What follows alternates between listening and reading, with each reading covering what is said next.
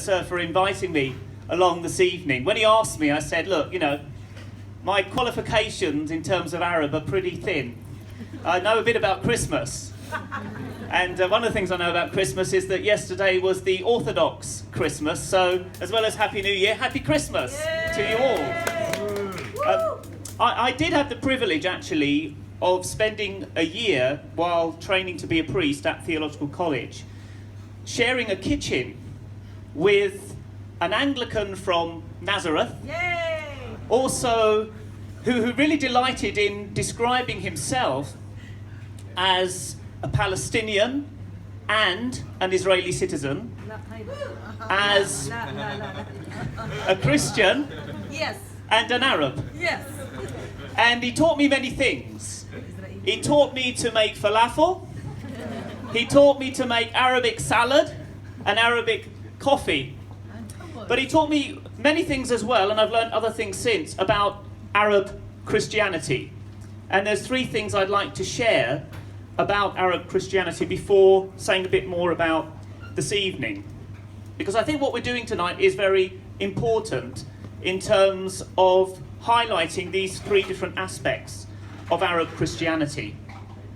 And the first thing is that Arab Christianity has very deep, very rich, and very diverse traditions within the Arab world.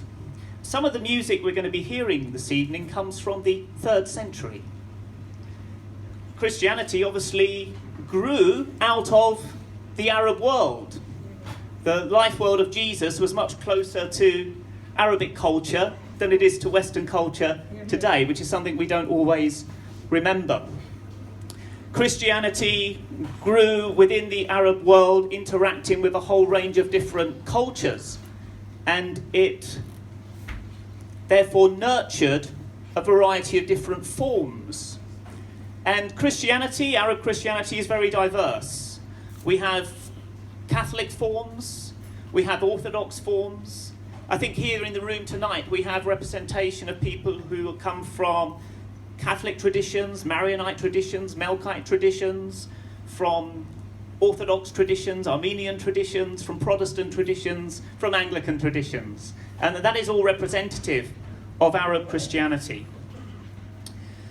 The second thing that I think is really important to note about Arab Christianity is that Arab Christianity has always had a history of vulnerability.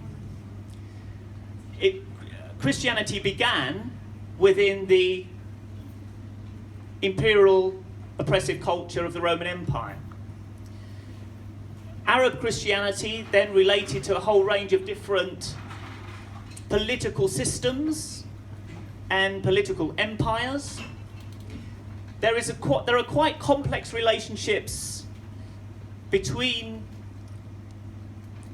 Arab Christians through the centuries and the political structures. And very often Arab Christians have been subject to oppression. And that is very live for us today, because in the last decade we've seen a reduction in the number of Christians within the Arab world from about 40,000 to about 17,000. It's a very marked reduction in a million in Arab Christianity within that part of the world. And that is, of course, something which is very, very disturbing for us. And so I think it's very important we're here tonight in remembering that Arab Christianity is a vulnerable part of Christian culture, and it's very important that we celebrate it throughout the world, and great that we're able to celebrate it here in the rich mix, which is London. And then the third thing I think that's really important about Arab Christianity, and it's important for us today, is that Arab Christianity has always had complex relationships, both within the Christian communities and with other religious communities as well. We've mentioned the various different forms of Arab Christianity, and at times those forms have been very much in conflict with one another.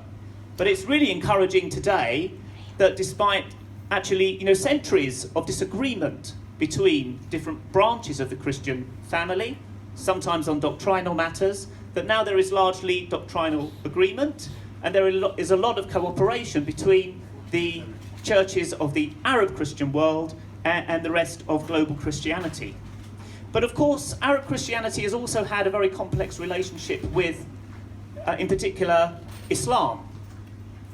One of the bits of study that I've been very glad to do was looking at the relationship between Christianity and Islam at the time of the Fifth Crusade.